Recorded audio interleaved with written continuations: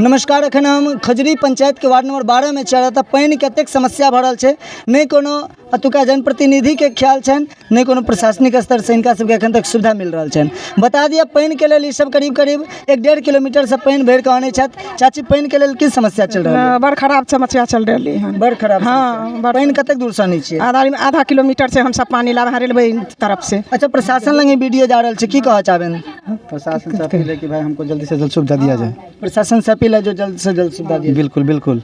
हम लोग बहुत परेशान हो चुके हैं, किसी को भी पानी सही से टाइम पे नहीं मिल पा रहा है, खाने तक के लिए पीने तक के लिए पानी नहीं है। अच्छा, आप लोग को नल जल लगा है?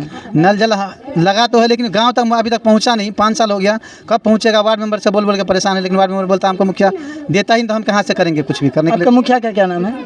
हमारे मुखिया का नाम शहजादी बेगम है। शहजादी बेगम। हाँ। और हम कहब जे शहजादी बेगम मुखिया जी, और कम से कम अपन जनता के ध्यान रखो, और साथे साथ बता दिए जतऽ नल जल चल गए ओतऽ पानी नहीं पहुँच रहा है, और अखन बहुत एहनो जगह है जतऽ नल जल गेले नहीं है। तो सब समस्या है। धन्यवाद। देखते रहो ATM न्यूज। हम छी शक्ति ठाकुर।